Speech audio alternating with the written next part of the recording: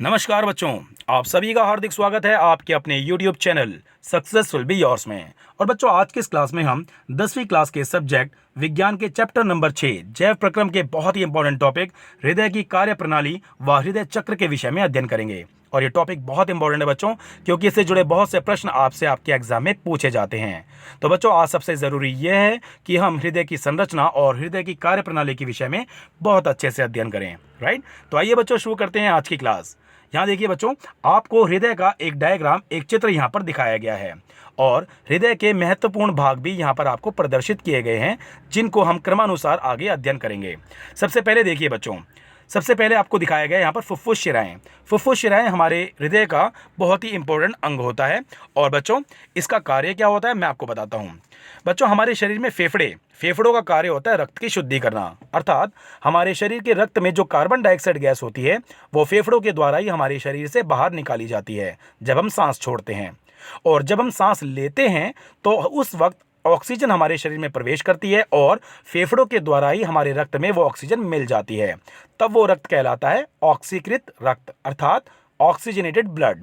तो वो फुफ्फुस शिराएं क्या करती हैं, फेफड़ों से वो ऑक्सीकृत रक्त लेकर फुफ्फुस शिराएं हृदय में आती हैं और हृदय के बाएं आलिंद में वो ऑक्सीकृत रक्त प्रवेश करता है।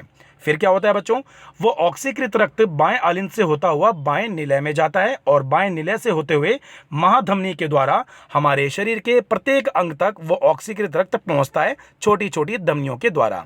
तो हमारे शरीर का प्रत्येक अंग तब उस ऑक्सीजन का प्रयोग करता है और उसके बाद जो कार्बन डाइऑक्साइड गैस बनती है बच्चों, वो छोटी छोटी शिराओं के द्वारा वो अनाक्सीकृत रक्त पहुंचता है इन महाशिराओं के द्वारा होते हुए इस हृदय के दाएं आलिंद तक।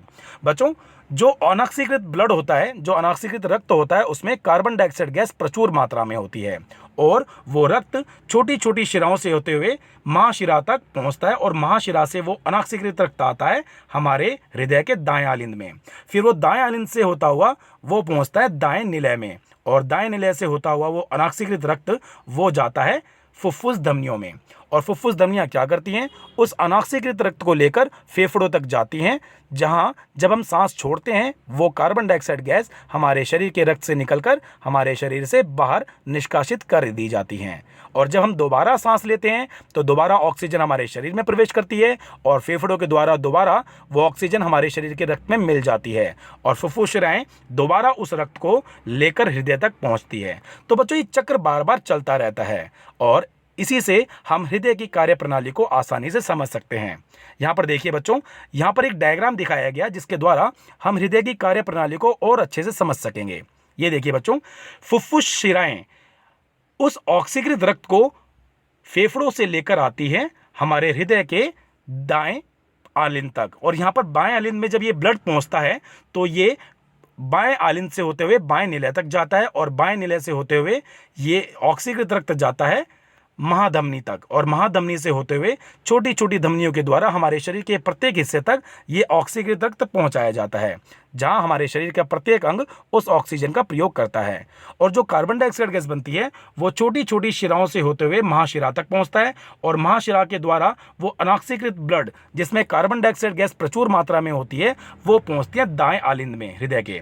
और दाएं आलिंद से होते हुए वो अनाक्सीकृत रक्त जाता है दाएं निलय में और दाएं निलय से होते हुए वो अनाक्सीकृत रक्त जाता है फुफ्फुस धमनियों में। और फुफ्फुस धमनी क्या करती हैं, उस अनाक्सीकृत रक्त को लेकर जाती हैं दोबारा फेफड़ों तक और फेफड़ों में जाकर वो कार्बन डाइऑक्साइड गैस हमारे शरीर से बाहर निकाल दी जाती है जब हम सांस छोड़ते हैं।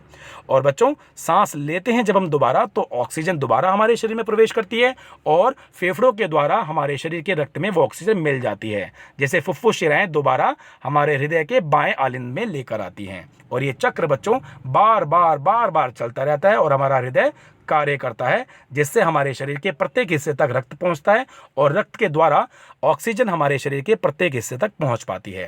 तो बच्चों, ये था हृदय की कार्य प्रणाली और संरचना। मैं आशा करता हूं बच्चों ये कंटेंट आपको बहुत अच्छे समझ में आ गया होगा। So thank you so much मेरे बच्चों, जो आपने अपना इंपॉर्टेंट और कीमती वक्त दिया इस वीडियो को देखने में और इस कंटेंट को समझने में। आपके एग्जाम बहुत नज़दीक है बच्चों, आप लोग लगे रहिए, करते रहिए मेहनत, मैं हमेशा आपके साथ हूँ। थैंक यू सो मच मेरे बच्चों।